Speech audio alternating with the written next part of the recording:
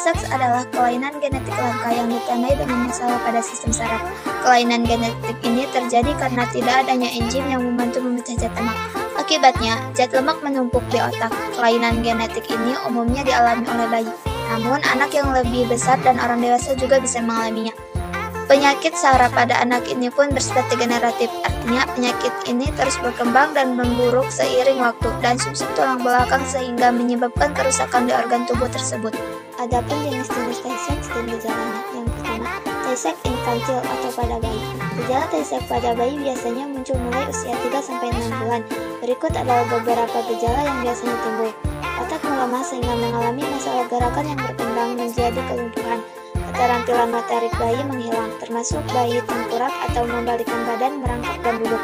Respon kaget yang berlebihan saat bayi mendengar suara keras, bintik-bintik merah, ceri di mata. Bayi kejang, kehilangan penglihatan dan kebutaan, gangguan pendengaran dan tuli, kesulitan menelan, cacat intelektual, dan ukuran kepala membesar. Yang kedua, Tay-Sachs juvenil atau pada remaja. Pada jenis ini, gejala seringkali muncul antara anak usia 5 tahun dan akhir masa remaja.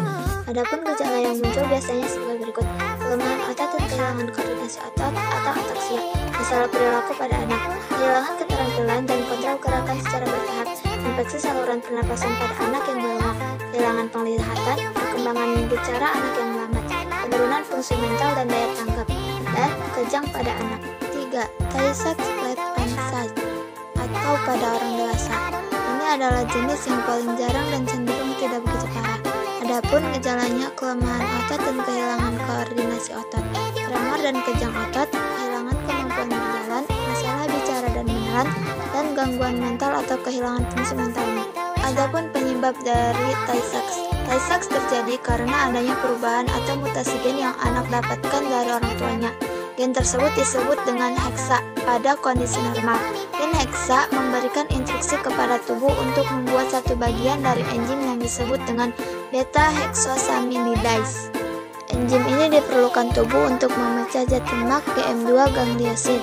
Mutasi gen pada penderita Tay-Sachs memengaruhi kemampuan enzim beta-hexosaminidase dalam memecah zat lemak. Akibatnya zat lemak GM2 gangliosid menumpuk di otak dan sumsum tulang belakang, serta menyebabkan kematian neuron atau sel saraf di bagian tubuh tersebut. Adapun Klappert-Klein klinik menyebut, penyakit Tay-Sachs umumnya terjadi bila anak mendapat 2 gen hexa yang bermutasi dari kedua orang tuanya, 1 salinan gen hexa dari ayah serta 1 salinan dari ibu. Ini membuat gen hexa pada anak tidak dapat berfungsi dengan baik seutuhnya hingga masa. Meski tidak dapat disembuhkan, anak Anda tetap perlu mendapatkan pengobatan untuk dapat mengendalikan gejala serta mencegah terjadinya komplikasi. Hal ini tentu juga membantu anak untuk mendapatkan kehidupan yang lebih nyaman. Lantas, apa saja pengobatan untuk penyakit Tay-Sachs? Cara mengobati. Berikut cara mengobati Tay-Sachs yang umum dokter berikan. Obat-obatan seperti obat anti kejang untuk mengatasi kejang atau antibiotik bila terjadi penyakit infeksi pada anak.